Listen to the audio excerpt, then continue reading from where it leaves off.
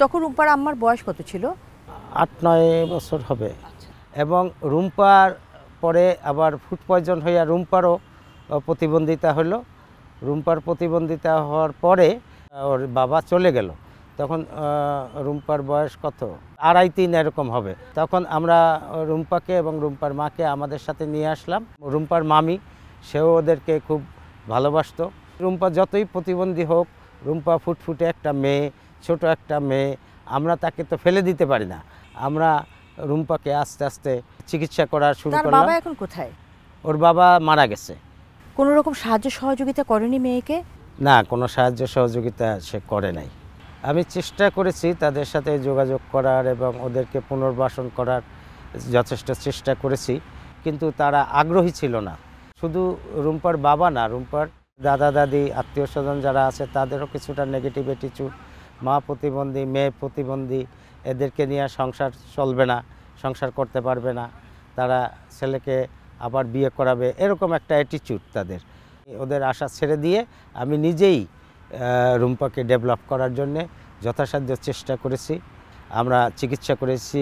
এই যে আপনারা চিকিৎসা করলেন, রুম্পার ডায়াগনোসিস কি আসছিল? সুইট বাংলাদেশ প্রতিবন্ধীদের একটি স্কুল, তারা অ্যাসেসমেন্ট করলো যে রুম্পা সিপি পেশেন্ট। সিপি ধরা পড়ার পরেও আমরা সিপি সংক্রান্ত বিভিন্ন পিজি হাসপাতালে এক আপা আছে, আপার কাছে যায়। আপা চেক আপ করে যা ঔষধ দরকার হয় সেই ঔষধপত্র দিয়ে দেয়। এই ওষুধটা কেন খেতে হচ্ছে রুম্পাকে? ওর খিচুড়ি হয় মাঝে মাঝে। ও আচ্ছা আচ্ছা। আমাদের নিউরো ডেভেলপমেন্টাল ডিসঅর্ডারে যে বাচ্চারা থাকে তাদের মূল সমস্যার সাথে আরেকটি অন্যতম গুরুত্বপূর্ণ সমস্যা, যেটা এপিলেপসি বা খিঁচুনি। এবং এই খিঁচুনি আমাদের এই নিউরো ডেভেলপমেন্টাল ডিসঅর্ডারের বাচ্চাদেরকে মারাত্মকভাবে পিছিয়ে দেয়।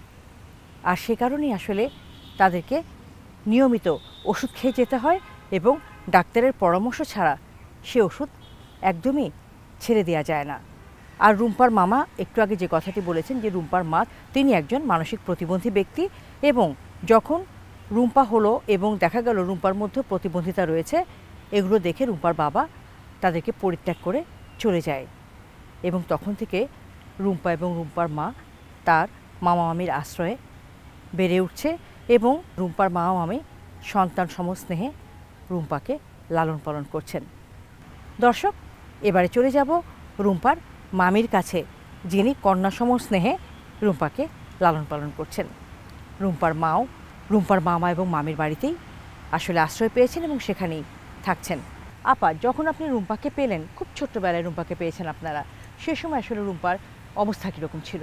খুবই খারাপ অবস্থা ছিল আপা। ও 4 মাস বয়সে অসুস্থ হলো, যে ফুড পয়জন হলো, পেটে জ্বর, ভীষণ জ্বর হলো। তখন আমার কাছে ছিল না, যদিও ও বাবার কাছে, ওইখান থেকে আমি নিয়ে আসছি জ্বর। তারা ডাক্তার দেখায় নাই, রুম্পাকে নিয়ে আসলে আমাদের পরিচিত ডাক্তার, ওনাকে দেখাইলাম, ওনাকে অনেক দেরি করে ফেলছেন আপনি। তখন উনি লিখে দিল আপনি এখনই শিশু হাসপাতাল ভর্তি করেন। তখন শিশু হাসপাতাল ভর্তি করলাম, সেখানে প্রায় 20 দিন পর্যন্ত রুম্পাকে রাখা হলো ভর্তি। তারপর একটু সুস্থ হলো। তারপর রুম্পা দেখা গেল সে হাঁটতে পারতেছে না, দাঁড়াতে পারতেছে না, বসে থাকে। সে বসেই থাকে, কথা সবাইকে মা বলে। সে 5 বছর বয়স, তখনও সে বসে থাকতো, দাঁড়াতে পারতো না। আস্তে আস্তে একটু একটু করে দাঁড়াইছে। তারপর যখন দাঁড়াইছে, সামনে অনেক স্কুল, আমি স্কুলে নিয়ে গেলাম, নর্মাল স্কুল, সে স্কুলে তারা ওকে ভর্তি করলাম। তখন সারাক্ষণ হাঁটতো, এরকম হাঁটতো, এরকম কোনো হাঁটো, কারণ এইসব বাচ্চা এখানে ভর্তি করা যায়। তখন আমি কী বলে, খুব খারাপ লাগলাম। অনেক স্কুলে নিয়ে গেলাম, মোহাম্মদপুরে যত স্কুল, সব স্কুলে নিয়ে গেলাম, কেউ ওকে ভর্তি করতেছে না।